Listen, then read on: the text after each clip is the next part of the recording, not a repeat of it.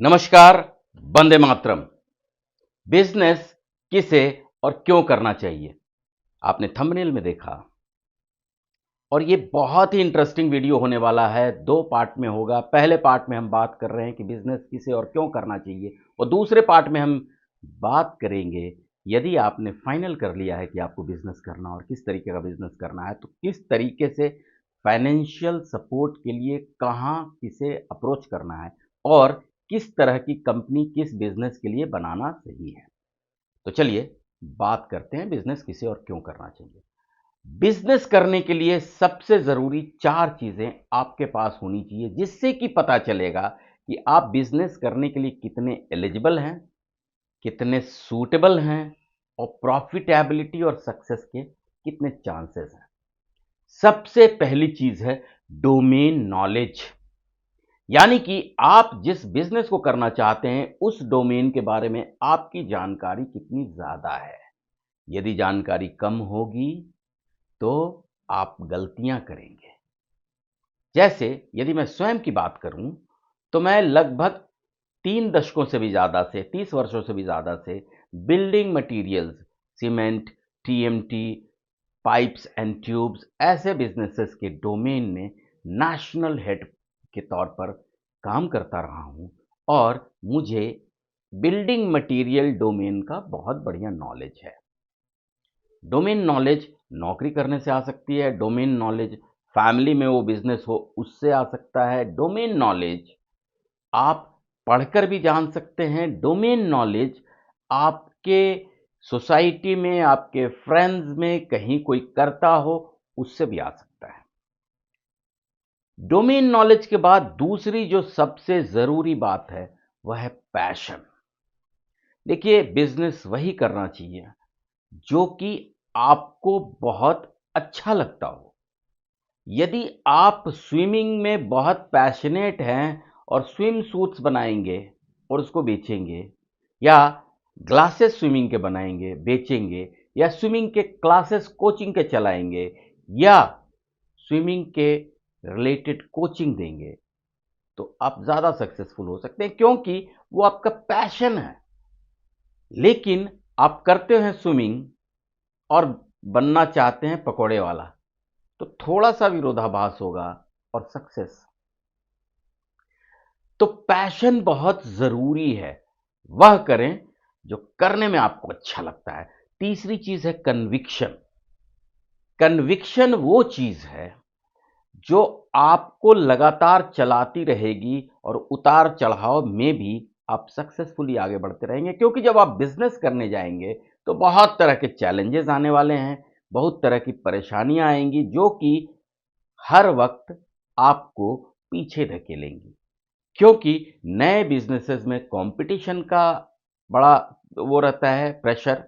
नए बिजनेसेस में आप कभी कभी कोई डिसीजन टाइम पर ना ले पाएं, नए बिजनेसेस में फाइनेंशियल अड़चनें आती हैं, नए बिजनेस में आपके एम्प्लॉयज़, आपके फाइनेंशियल कहीं कहीं पे दिक्कत आएगी। लेकिन यदि आप कन्विक्शन वाले होंगे कि मुझे ये करना ही है, चाहे कुछ भी हो जाए, मैं तो इस परेशानी को पार कर जाऊंगा, तो आपकी सफलता निश्चित है।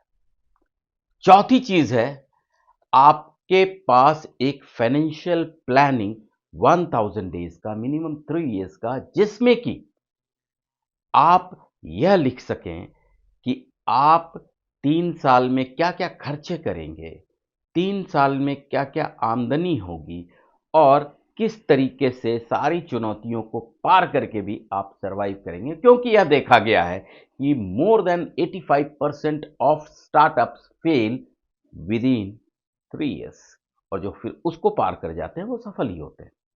तो आपके पास फाइनेंशियल प्लानिंग भी जरूरी है। ये चार चीजें, knowledge, passion, conviction and financial planning, इससे तो आपकी एलिजिबिलिटी हो गई, सूटेबिलिटी हो गई कि आपको यह करना चाहिए। अब बात आती है कि आपको क्या करना चाहिए, कैसे करना चाहिए। देखिए, सबसे पहले तो यह क्लैरिटी हो गई कि आपको करना क्या है, किस डोमेन में आप काम करेंगे। यह एकदम क्लैरिटी होनी चाहिए, क्योंकि यदि आप रैट रेस में गए कि बाकी कर रहे हैं, सक्सेसफुल हैं, मैं भी करूं, आपके फेलियर के चांसेस सबसे ज्यादा है। Don't get into rat race, do something which you clearly understand that you're going to do and you will succeed in, and you have the conviction. Number two, what value you are adding to your customers. देखिए, customers जो आपके हैं ना, वो तभी आएंगे आपके पास competition को छोड़ के, जब उनको उनके पैसे का एक्स्ट्रा वैल्यू मिलेगा। सपोज करो आप एक मिठाई की दुकान खोलते हैं, तो आपकी मिठाइयां सही प्राइस पर दूसरों से ज्यादा टेस्टी होनी चाहिए, प्योर होनी चाहिए, अच्छे इंग्रेडिएंट्स वाले, हाइजीनिक होने चाहिए और बेटर पैक्ड एंड डिलीवर्ड होने चाहिए। यदि दूसरों से ज्यादा वैल्यू आप दे रहे हैं कस्टमर्स को, तो कस्टमर्स आपके पास आएंगे। यह आपको सुनिश्चित करना है। यदि आप एक डॉक्टर हैं, तो आपके पास पेशेंट्स तभी आएंगे जब उनको यह भरोसा होगा कि यह डॉक्टर साहब मेरा ट्रीटमेंट ऐसा करेंगे कि मैं ठीक हो जाऊंगा। दूसरी बात, यह डॉक्टर साहब ऐसी दवाएं लिखेंगे जो मुझे आसानी से मिल जाएंगी, जो सही होंगी, मेरे शरीर पर हानिकारक इफेक्ट्स कम होंगे और मैं जल्दी ठीक हो जाऊंगा। और ये डॉक्टर साहब बहुत केयर करके मेरा इलाज करेंगे। तो ये हुआ एक्स्ट्रा वैल्यू। जब तक आप ये नहीं देंगे, कंपटीशन को छोड़कर कस्टमर्स आपके पास नहीं आएंगे। तीसरी चीज है, do you have a road map. देखो, फर्स्ट 1000 डेज का रोड मैप तो आपके पास होना चाहिए, और जो बिजनेस कर रहे हैं उसका एक डिटेल्ड प्रोजेक्ट रिपोर्ट भी बनना चाहिए, जिसमें कम से कम 1 वर्ष आपकी आमदनी क्या होगी, आपके खर्चे क्या होंगे, आप कैसे सब कुछ मैनेज करेंगे, कैसे ब्रेक इवन करेंगे, कैसे प्रॉफिटेबल होंगे, यह डिटेल बहुत जरूरी है। क्योंकि देखो, इसीलिए डिटेल्ड प्रोजेक्ट रिपोर्ट बनता ही है, क्योंकि जब आप किसी से बात करेंगे, इन्वेस्टर की यदि जरूरत होगी, मान लो आपका फैमिली बिजनेस है और फादर को आप कहते हैं कि पापा मैं एक्सटेंशन करना चाहता हूं बिजनेस का, father would like to understand after your eligibility what you going to do extra additional। ये बहुत जरूरी है। तो दोस्तों, इन सब चीजों को जब आप जान जाएंगे, तभी बिजनेस में आगे बढ़ना चाहिए, क्योंकि तभी आपका सक्सेस रेट अच्छा होगा। ये तो हुई पार्ट 1 की बात, जहां हमने बात की कि बिजनेस किसको क्यों करना चाहिए। और अगले पार्ट में मैं बताऊंगा आपको कि यदि आप एलिजिबल हैं और आगे बढ़ना चाहते हैं, तो अब कैसे, किस तरीके की कंपनी बनानी चाहिए और कहां फाइनेंशियल सपोर्ट के लिए आपको अप्रोच करना चाहिए।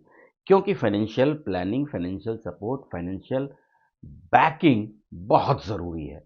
एंड कंपनी किस बिजनेस के लिए किस तरह की बननी चाहिए। देखिए, सोल प्रोप्राइटरशिप बन सकती है, पार्टनरशिप कंपनी बन सकती है, एलएलपी बन सकता है, प्राइवेट लिमिटेड कंपनी बन सकती है, पब्लिक लिमिटेड कंपनी बन सकती है। कंपनियों के बहुत प्रकार होते हैं, लेकिन आपके बिजनेस के लिए कौन सा सूटेबल है, यह भी जानना जरूरी है।